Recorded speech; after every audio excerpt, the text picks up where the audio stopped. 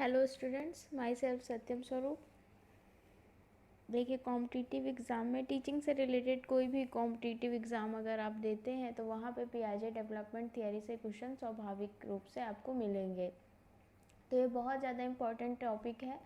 चाहे आप टेट का एग्ज़ाम दें, किसी भी टेट का, यूपी टेट है, हरियाणा टेट, उत्तराखंड टेट, कोई भी TET, C TET, super TET, Kendriya Vidyalaya, Navodaya Vidyalaya, army public school से रिलेटेड कोई भी, टीचिंग से रिलेटेड कोई भी एग्ज़ाम देते हैं, टीचिंग एप्टीट्यूड यदि उसमें आ रहा है तो वहाँ पे आपको कॉग्निटिव डेवलपमेंट थियरी जो पियाजे की है वहाँ से आपको क्वेश्चन 1 से 2 क्वेश्चन आपको मिलने की संभावना रहती है। तो ये टॉपिक आपके लिए बहुत ज़्यादा इम्पॉर्टेंट है, तो इसको थोड़ा ध्यान से समझने की कोशिश करिएगा आप।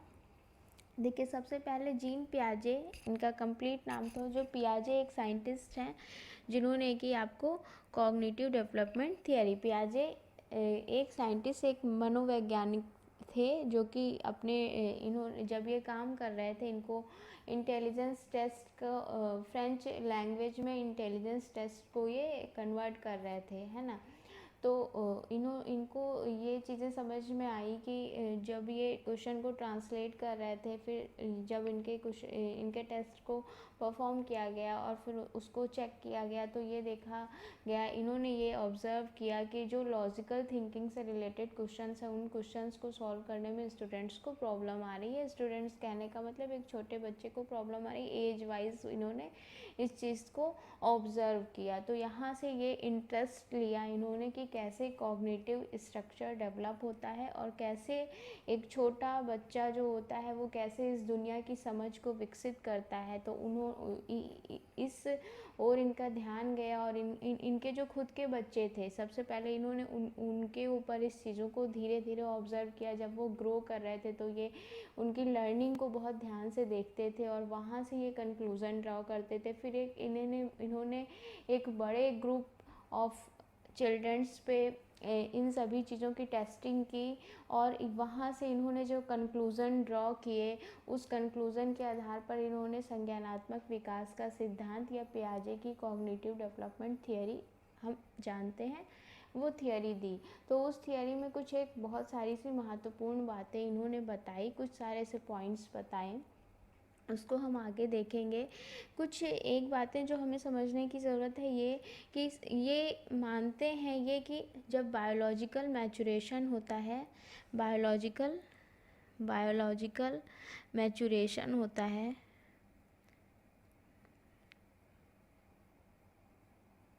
बायोलॉजिकल मैचुरेशन होता है, कोई भी जो बच्चा होता है जब वो बायोलॉजिकली मैच्योर होता है, विकसित होता है, जैविक रूप से जब वो विकसित होता रहता है तो वो इन्वायरमेंट से इंटरेक्शन भी करता रहता है, इन्वायरमेंट से उसका इंटरेक्शन भी होता रहता है।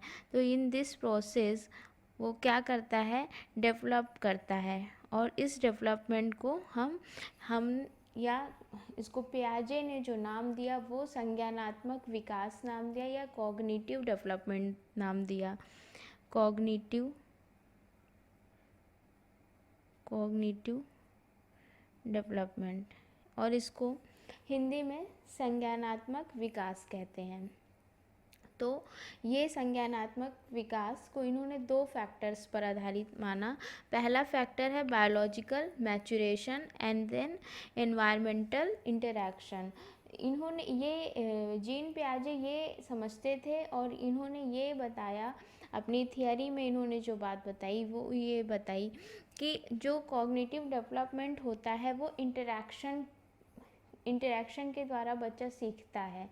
एनवायरनमेंट से इंटरैक्शन होता है, एनवायरनमेंट से इंटरैक्शन, वातावरण से अंतःक्रिया के द्वारा बच्चा सीखता है। अब आप देखिए, एक और साइकोलॉजिस्ट हुए हैं वाइगोत्स्की। वाइगोत्स्की ने भी ये बताया है कि बच्चा जो होता है वो इंटरैक्शन के द्वारा ही सीखता है। देखिए, वाइगोत्स्की ने भी ये बताया कि जो बच्चा होता है वो इन्वायरमेंट से इंटरैक्शन के द्वारा सीखता है, लेकिन उन्होंने सोशल इंटरैक्शन उसको नाम दिया था और उन्होंने उस इंटरेक्शन में MKO की बात की थी, मोर नॉलेजेबल अदर की बात की थी। ये मोर नॉलेजेबल अदर कोई भी हो सकता है, उसको उन्होंने डिफ़ाइन किया अपनी थियरी में। लेकिन यहाँ पर जो जीन पियाजे हैं वो एक डिफरेंट व्यू रखते हैं कि इंटरेक्शन, ये मानते हैं कि इंटरेक्शन के थ्रू सीखता है, लेकिन इस इंटरेक्शन में इन्वायरमेंट होता है और इस बच्चा होता है, इसमें किसी भी MKO का रोल नहीं होता, इसमें कोई भी ह्यूमन का रोल नहीं होता, इसमें किसी भी इलेक्ट्रॉनिक डिवाइस का रोल नहीं होता, टीचर का रोल नहीं होता। बच्चा अपनी स्वाभाविक गति से अपने अनुभव के द्वारा सीखता है, वो गलतियां करके सीखता है। तो ये बात इन्होंने बताई। और इन्होंने जो अपनी थियरी दी थी, ये इन्होंने 1936 में अपनी कॉग्निटिव डेवलपमेंट की थियरी दी थी। तो ये कुछ पॉइंट्स थे जो आपको याद रखने हैं। और इसके बाद ही फिर हम इसके बाद जब भी कोई थियरी होती है तो उसमें हम सबसे पहले ये देखते हैं कि लर्नर को या बच्चे को वो किस रूप में देखते हैं। तो पियाजे ये कहते हैं कि जो लर्नर होता है या जो एक छोटा बच्चा होता है वो एनवायरनमेंट को अपने कॉग्निटिव स्ट्रक्चर को विकसित करता है और उस कॉग्निटिव स्ट्रक्चर के थ्रू वो एक मेंटल मॉडल बनाता है। मेंटल मॉडल एनवायरनमेंट को रिप्रेजेंट करता है, मेंटली रिप्रेजेंट करता है अपने माइंड में, और उस मेंटल रिप्रेजेंटेशन के थ्रू वो वर्ड को अंडरस्टैंड करता है। समय समय के साथ वो इन चीज़ों में बदलाव लाता रहता है, जिसको कि उन्होंने आगे हम आप फर्दर देखेंगे। सबसे पहली जो अभी के लिए महत्वपूर्ण बात है वो कि ये पियाजे ये मानते हैं कि जो लर्नर होता है वो एक्टिव होता है, लर्नर एक्टिव होता है। तो यहाँ पर इन्होंने ये माना कि लर्नर एक्टिव होता है, लर्नर एक्टिव होता है, यानी कि वो खुद से करके सीखता है, वो लर्निंग बाय डूइंग से सीखता है या बाय एक्सपेरिमेंटिंग सीखता है, एक्सपेरिमेंट प्रयोग करके सीखता है या करके सीखता है।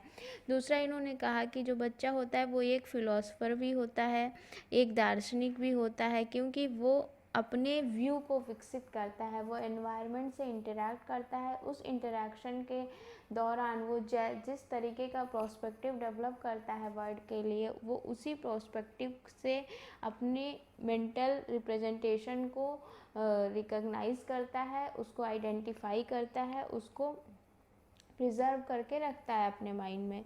तो एक बच्चा एक दार्शनिक भी होता है। दार्शनिक कहने का यहाँ इनका यही अर्थ है कि वो अपने खुद के प्रोस्पेक्टिव डेवलप करता है, अपने खुद के दृष्टिकोण को विकसित करता है और उन्हीं दृष्टिकोण के आधार पर इस दुनिया को समझता है। फिर इन्होंने ये बात कही और इन्होंने ये माना कि जो जैसा कि मैंने आपको बताया कि इन्होंने ये कहा कि इंटरेक्शन के थ्रू बच्चा सीखता है, लेकिन इस इंटरेक्शन में बस एनवायरनमेंट होता है, यानी कि थिंग्स होती हैं और बच्चा होता है, और ये इंटरेक्शन में किसी भी दूसरे व्यक्ति की ज़रूरत नहीं होती। अब ये दूसरे व्यक्ति को उन्होंने डिफ़ाइन नहीं किया है, लेकिन उन्होंने जस्ट कहा है कि इसमें किसी टीचर की, किसी पेरेंट्स की ऐसी कोई आवश्यकता नहीं होता है। बच्चा अपनी गति से, अपनी स्वाभाविक गति से सीखता है। और इन्होंने कुछ स्टेजेस भी बताई हैं, उन स्टेजेस को हम आगे देखेंगे।